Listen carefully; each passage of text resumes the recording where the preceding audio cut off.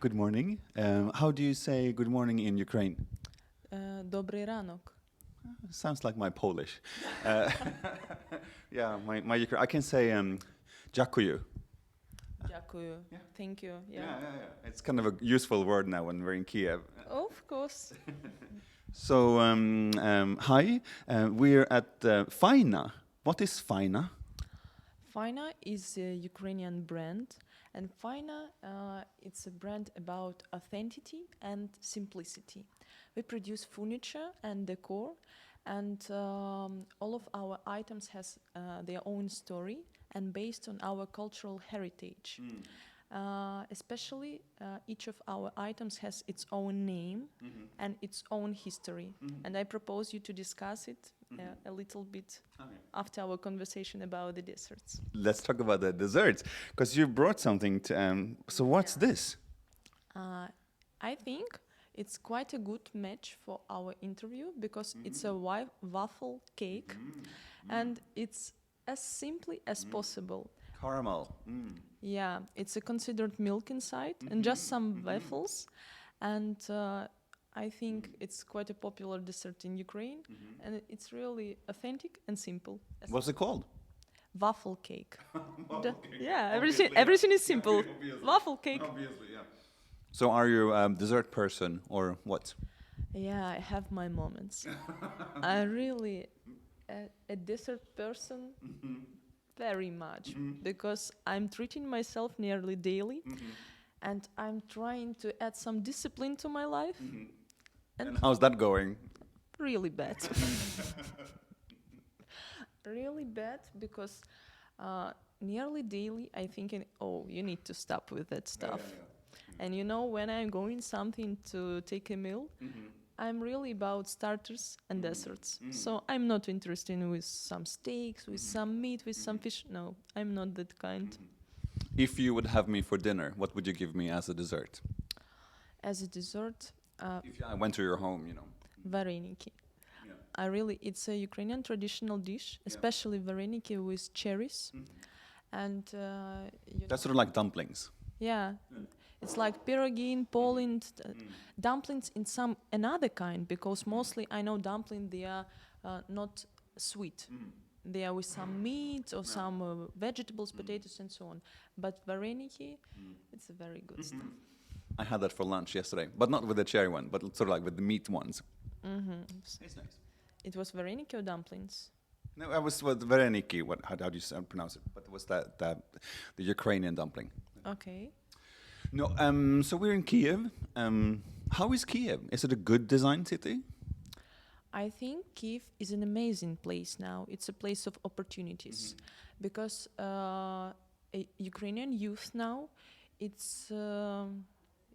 differs a lot from our parents and from previous generations because we traveling a lot, we see a lot of opportunities in our own land, we interrupt our tradition, our heritage in the other way. That's why I think Kiev is an amazing art place now and a lot of local designers and some kind of local design are booming. I think you're very unique. Some of the pieces in the background here are from Faina, the cabinet and the chairs and the tables. You have a broad range of things. How big are you? This is a big question, and it's a difficult question to answer, but how big is Faina? You talked earlier about your 15 people. That gives some numbers, but is it a big company in Ukraine? I think we have to notice that Faina Design is a part of Yav Sesvit. Yav Sesvit, first of all, is an architecture and design studio. Also, we have an event space here. We are based in Sesvit. And Faina Design is a part of this unique structure. All in all, we have more than 50 items, and it includes decor, it includes furniture, like sofas, like chairs, benches, and so on. And it's quite a wide range. You're trying to go international. The brand you say is about was it 4 or 5 years old, and you'd already done Milan, and I saw you were in Helsinki, and I guess you're also doing like Paris and London and stuff. How is the perception of Ukrainian design internationally? The most pity thing that Ukrainian heritage and Ukrainian unique design are really valuable abroad. And Faina now is around 5 years. It was established in 2014 by Victoria Yakusha, and it was established after the Revolution of Dignity in Ukraine. That's right. Yeah, and that time Victoria decided to really reconsider everything about the Ukrainian design, about our local heritage, how it can be seen abroad. Very interesting. I forgot about the revolution in 2014. Yeah. It's really a significant part of our company because immediately after that, the Faina design was launched, and it was quite a big reason to launch this company. So, I mean, we're going through changing times again, not in a revolutionary times. I mean, you have a very safe country now. I mean, it's very, very modern, and everything is like as in Sweden, from my perspective. But we're going through changing times with internet, and the shops are closing, and behavior is changing. Are you gonna change Fine again, or are you always going to be looking for roots? I think we always will be looking for roots because, for example, here is Patchable is the name of this item. Patchable is a cookie in Ukrainian. A cookie. Yeah, and it's really look like a cookie, like a Ukrainian cookie.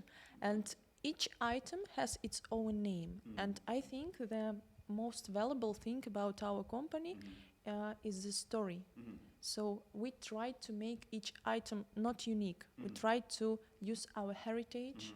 We try to use our Ukrainian history, and we try to reproduce something unique to show the world. So how many benches, like this cookie bench, how many benches are you producing per year? If we are talking about benches, not as many, but I think around 50. So it's still a unique item. It is not like a mass market or something that we produce 100 pieces plus. So it's still unique. These ceramic vases, you've seen them on like tons of pictures on Instagram, haven't you? How important is social media for Faina? Really important because we adore Instagram because it's now, it's at the moment, and it helps us to. We have this amazing color of bandura set, and we launched Instagram, we posted, and the reaction was really booming. And we also have a lot of reaction via emails. So we have amazing reaction to our newsletters, and we adore social networks because it's all about the moment. So are you selling through Instagram as well? It's like a sales channel. It is a part of it. So our Instagram has inspiration. Our Instagram has some educational purpose about the Ukrainian heritage, about history and so on. But it's also a selling tool, and it helps us to find our customer. I need to look at the time because we only have our 15 minutes.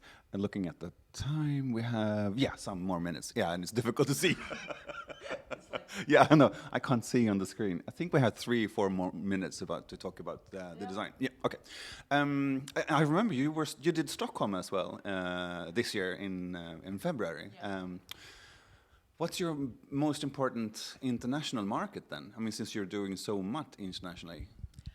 Nowadays, we are trying to work with Asia, and we are trying to work with United States. Okay. But Europe is our loveliest market, and we see quite a good reaction to our items and to our company. That's why France, Sweden, and so on, we really adore working with them. You did those trips as well. I was invited to the one, the Faina trip, this summer, and there was one the year before that. You can come go through the kitchen. That's fine if your colleague wants to go through the kitchen. We're sitting very close to where the coffee is, and all the staff is wanting coffee. It's a hotspot. Yeah, it's not us. It's the coffee. You can go. You can go and do the coffee. It's fine. Yes. No worries. You're not disturbing. So those trips, are they sort of like, because you talked about the social network, are they like, okay, this is a very like obvious question, are they important to Faina, Or and how are you going to work with that in the future?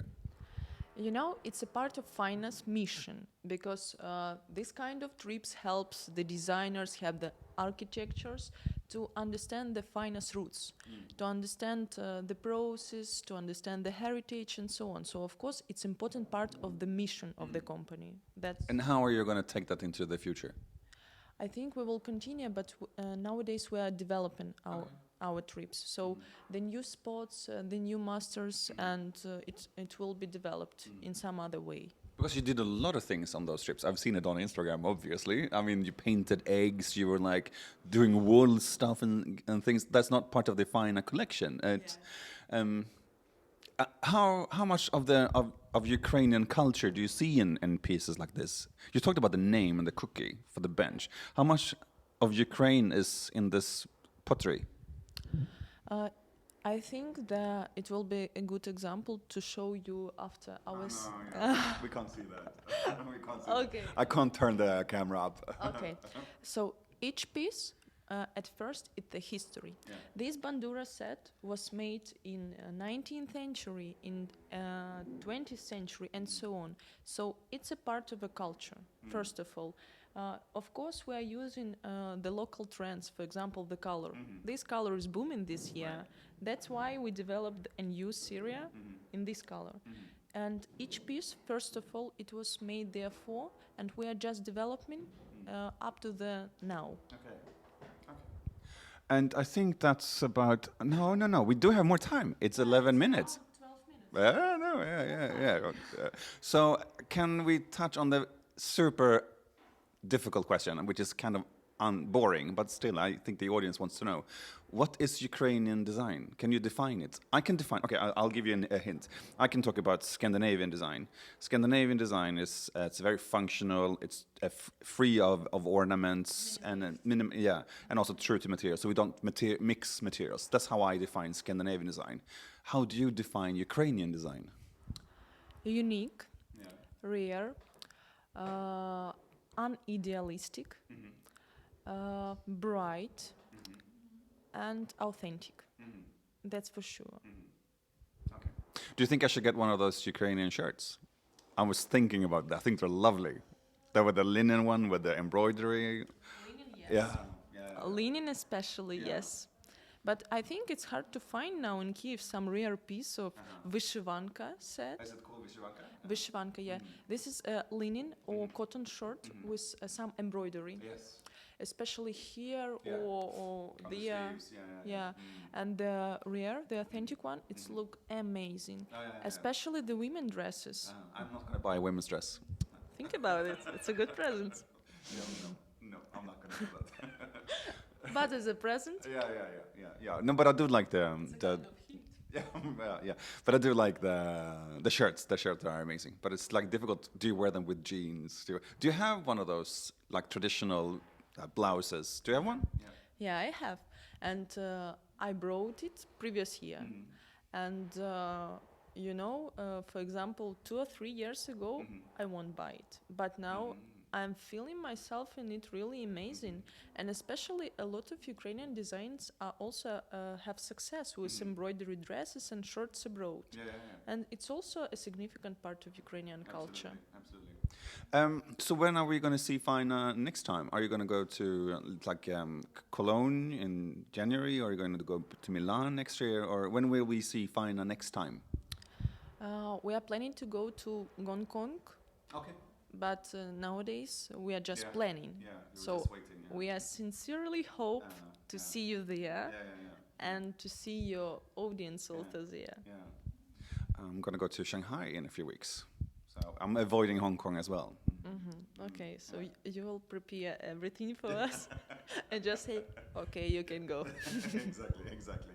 Well, thanks for having me. It was a lovely thing. And I think it's a unique brand, and I look forward to see it evolve. And it's so funny because when I was here in May, I was kind of unacquainted with Faina, and now I see it everywhere. Because especially these vases, you see them everywhere. And if you Google the brand and you look at the chairs, you see them as well. And